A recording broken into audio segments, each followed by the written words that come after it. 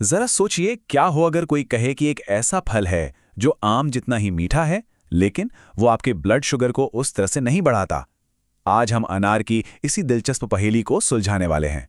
देखिए, जब हम आम जैसे किसी रसीले मीठे फल के बारे में सोचते हैं तो दिमाग में पहली बात यही आती है कि ब्लड शुगर में तो तेजी से उछाल आएगा ही। अब अनार भी उतना ही मीठा है, तो लॉजिक तो यही कहता है कि इसका भी असर वैसा ही होना चाहिए, है ना? या फिर कहानी कुछ और है? तो हमने अंदाजे लगाने के बजाय इसे सीधे सीधे आजमाया। ठीक 250 ग्राम अनार, जिसमें करीब 150 कैलोरी होती हैं, लेकर यह देखा गया कि ग्लूकोज मॉनिटर पर आखिर होता क्या है। कोई थ्योरी नहीं, सिर्फ और सिर्फ डेटा। अब यहां से चीजें थोड़ी दिलचस्प हो जाती हैं। दूसरे फलों के उलट जहां हम बीज को फेंक देते हैं, अनार के साथ हम बीज भी खाते हैं।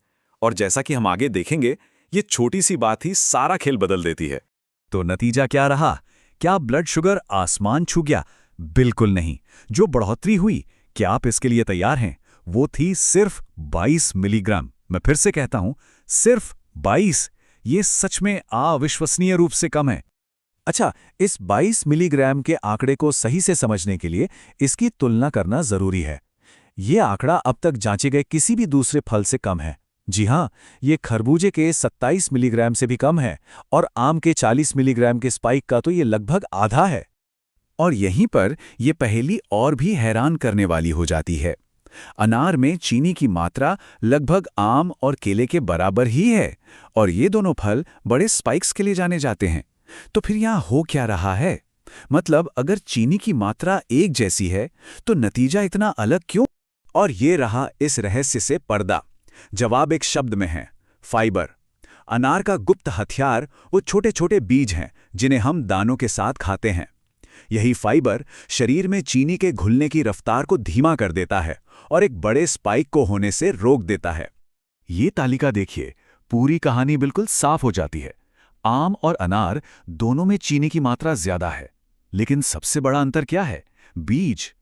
आम के साथ हम उन्हें नहीं खाते, अनार के साथ हम खाते हैं। और बस यही एक चीज 40 मिलीग्राम और 22 मिलीग्राम के बीच का सारा अंतर पैदा कर देती है। तो अनार की इस पहेली को सुलझाने से हमें एक बहुत ही जबरदस्त सिद्धांत मिला है। फाइबर चीनी के असर को कम कर देता है। और ये एक बहुत ही रोमांचक सवाल खड़ा करता है: क्या हम इस ज्ञान को बाकी फलों पर भी लागू कर सकते हैं? ये हमें फलों के लिए एक बिल्कुल नई रणनीति की तरफ ले जाता है। मतलब अगली बार जब आम खाने का मन करे तो उसे अकेले खाने के बजाय उसके साथ कुछ बादाम या चिया सीड्स मिलाकर खाएं। ऐसा करने से जो अतिरिक्त फाइबर मिलेगा वो उस 40 मिलीग्राम के स्पाइक को बहुत ज्यादा नियंत्रित स्तर तक ला सकता है, शायद 20 के आसपास भी। तो क्या ये आसान सा कॉम्बिनेशन, यानी फल और फाइबर, हमारे पसंदीदा मीठे फलों का मजा लेने की चाबी हो सकता है, वो भी ब्लड शुगर के उतार चढ़ाव की चिंता किए बिना? ये एक बहुत ही जबरदस्त आइडिया है जो हमारे फल खाने के तरीके को पूरी तरह बदल सकता है। इस पर जरूर सोचिएगा।